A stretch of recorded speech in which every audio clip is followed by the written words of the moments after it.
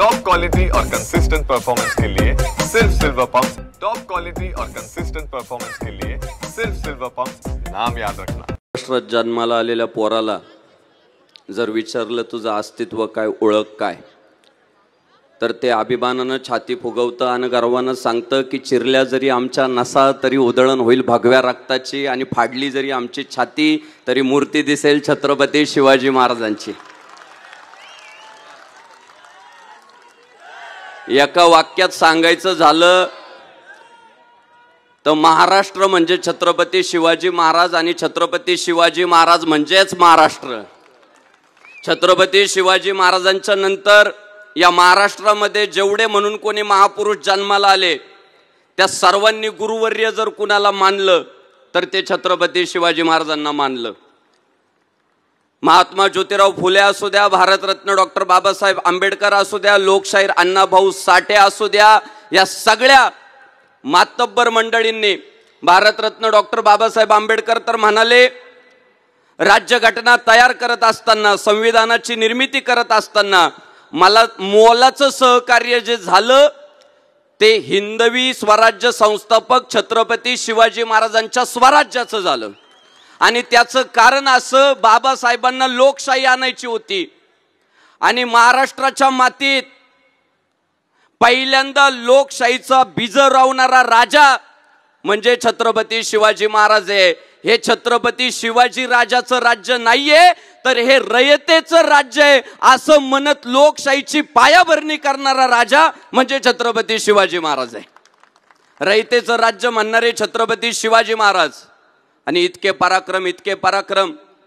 आज जर एखादा खचला ना, दिशा दिसत नाही, नैराश्य आलंय, वाट सापडत नाही, उदासीनता आली, जावं लागतं इतिहासात आणि म्हणावं लागतं भवानी मातेचा लेक तो महाराष्ट्राचा राजा आहे, झुकला नाही कुणासमोर दुर्जनांचा तो काळ आहे। कुणी चुकत असेल तर त्याला सत्याची वाट दाखवा, आणि तरी जर कोण नडत असेल तर मग त्याला छत्रपती शिवाजी महाराजांच्या मावळ्यांची जात दाखवा। आजपर्यंत ज्याने ज्याने महाराष्ट्राकडे वाईट नजर करून पाहिलं त्याला धडा शिकवण्याचं काम छत्रपती शिवाजी महाराजांनी आणि तदनंतर त्यांच्या मावळ्यांनी केलं। मी आवर्जून आपल्याला सांगू इच्छितो, विशेषतः धर्माचे प्रचारक ही राज्यकर्त्यांची कधी स्तुती करत नाही।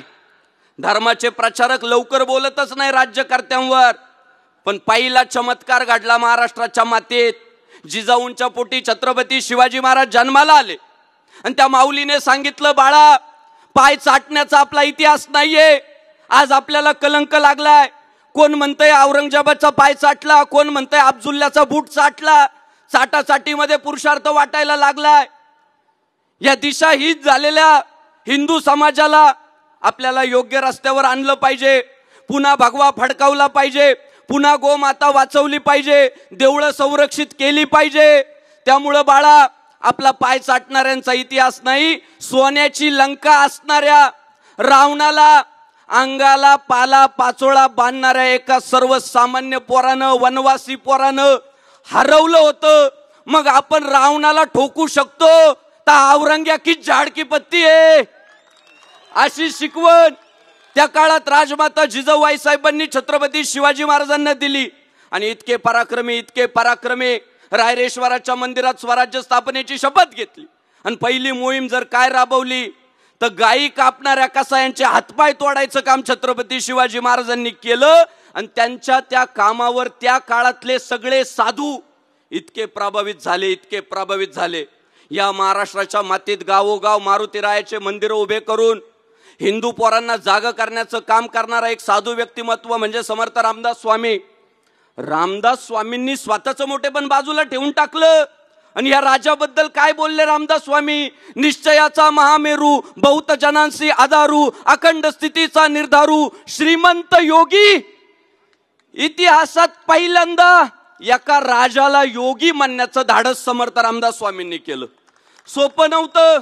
या भूमंडळाचे ठाई धर्मरक्षी ऐसा नाही, महाराष्ट्र धर्म राहिला काही तुम्हा कारणे। आणि त्यातले त्यात आमचे जगद्गुरु तुकाराम महाराज ना, ते तर इतके फक्कड कोणाला मोजतच नव्हते। तुका म्हणे भीड खोटी लाभ विचाराचे पोटी, भले तरी देऊ कासेची लंगोटी, नाटाळाच्या माती हानू काठी। असे म्हणणारे तुकाराम महाराज देवाशिवाय कोणाला मानत नव्हते, पण त्यांनी सुद्धा छत्रपती शिवाजी महाराजांबद्दल ना, शिव तुझे नाव ठेविले पवित्र छत्रपती सूत्र विश्वाचे की, हे सूत्र विश्वासाठी उपयुक्त आहे असं म्हणून छत्रपती शिवाजी महाराजांचा गौरव केला. आणि सांगू, ती आपल्या धर्माची शिकवण आहे. दिव्यत्वाची जेथे प्रचिती तेथे कर माझे जुळती. म्हणून 1990 मध्ये जन्माला आलेला हा संग्राम बापू भांडारे वयाच्या 33 वर्षाचा होतो. धोतर घालतो, हिंदू धर्माच्या प्रचाराची जबाबदारी घेतो.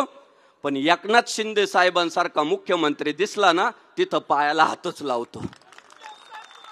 त्या पायांची तेवढी पात्रता आहे, त्या पायांवर नतमस्तक झालंच पाहिजे हे आमच्या पूर्वजांनी शिकवलंय.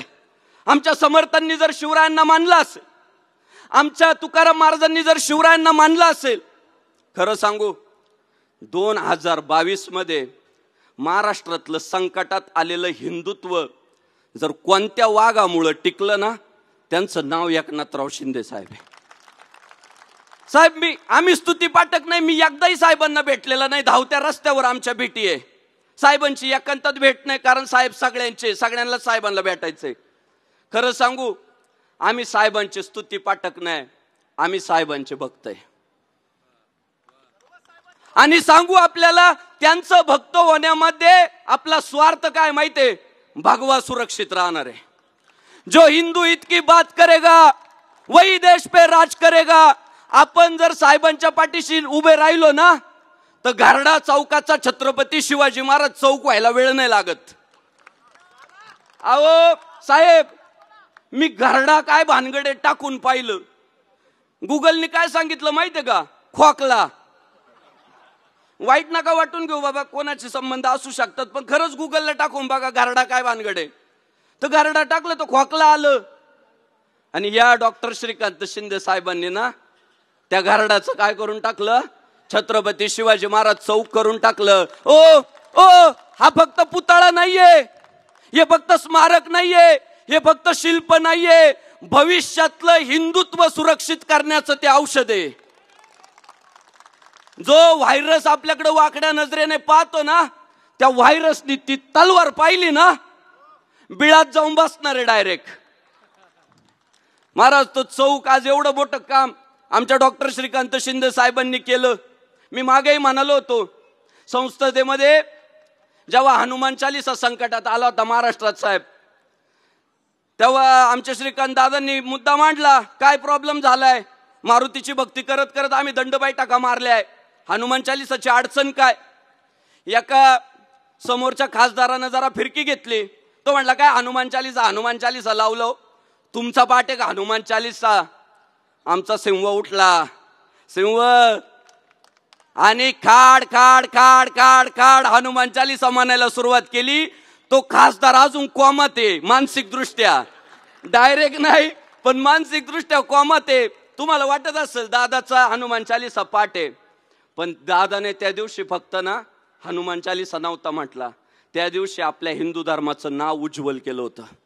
आपल्याला जो कायम म्हणतात ना, हे फक्त इशू करतात, स्वतः भक्ती करत नाही.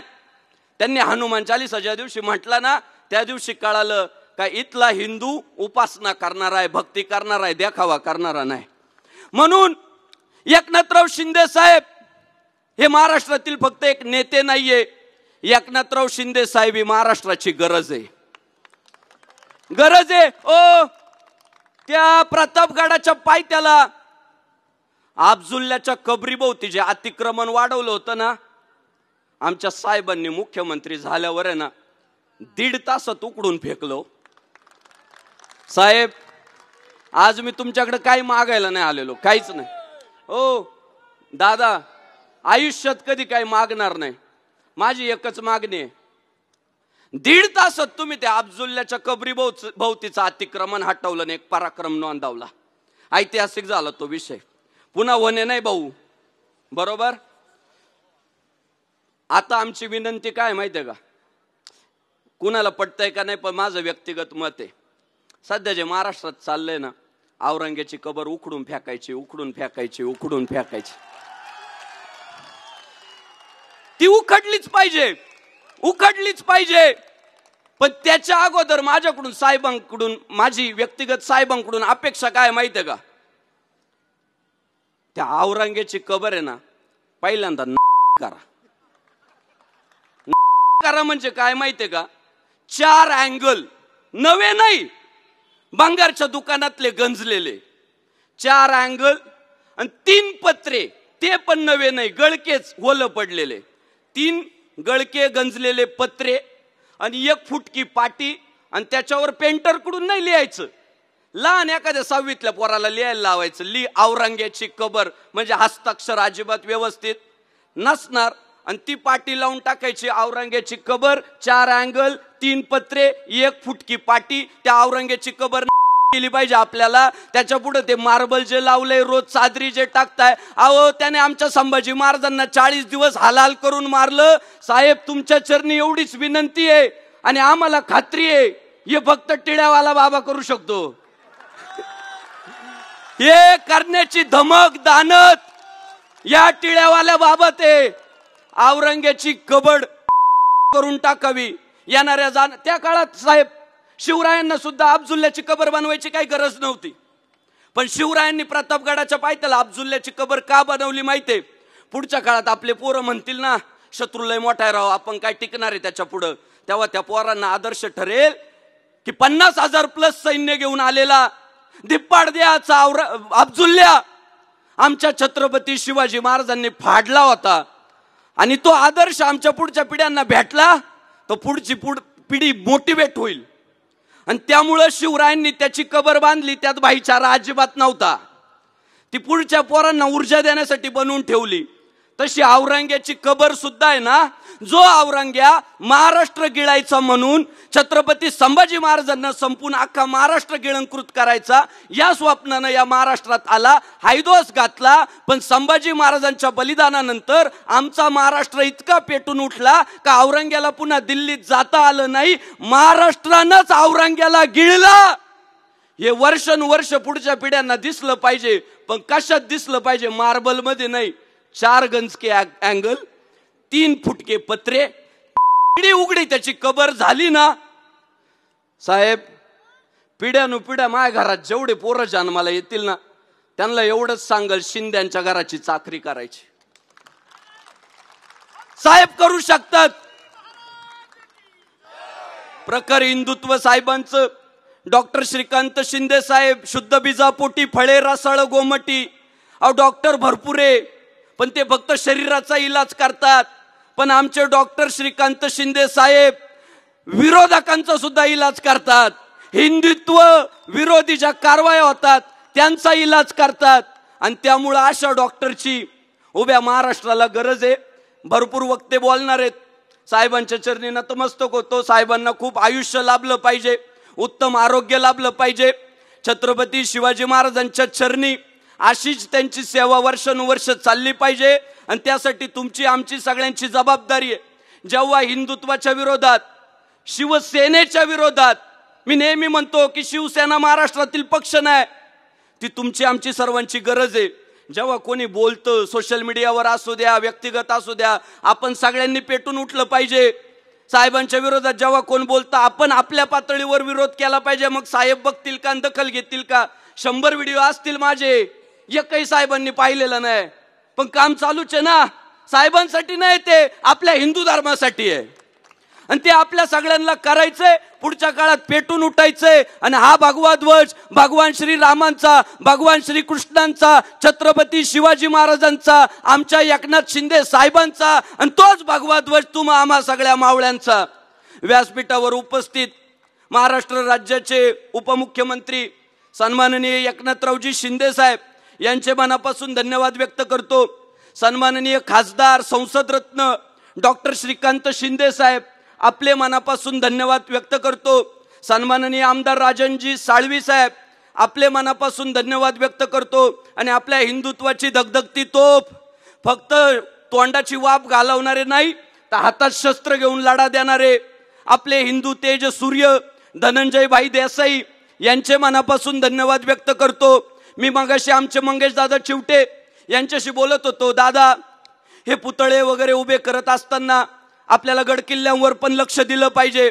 मंगेश दादांनी मला सांगितलं, बापू रायगड आपली धर्मपंढरी आहे आणि गेल्या 5 वर्षांपासून रायगडाच्या समाधीवर, तिथल्या छत्रपती शिवाजी महाराजांच्या मूर्तीवर, तिथल्या इतर देवी देवतांच्या मूर्तीवर पुष्पहार देण्याचं काम जर कोण करतंय तर आमचे एकनाथजी शिंदे साहेब, डॉक्टर श्रीकांत शिंदे साहेब आपल्या शिवसेना वैद्यकीय मदत कक्षाच्या वतीनं रोज 5 वर्षांपासून रायगडावर हार पुरवला जातोय. एवढंच म्हणावं, पवित्र ते कुळ पावन तो देश, जेथे हरीचे दास जन्म घेती. आपल्या सर्वांच्या चरणी नतमस्तक होतो. बोलण्याच्या ओघात काही चुकलं असेल तर माफ करा. साहेबांच्या चरणी नेहमीच नतमस्तक. छत्रपती शिवाजी महाराज की, धर्मवीर संभाजी महाराज की, हिंदू धर्म की, भारत माता की जय श्रीराम. हर हर.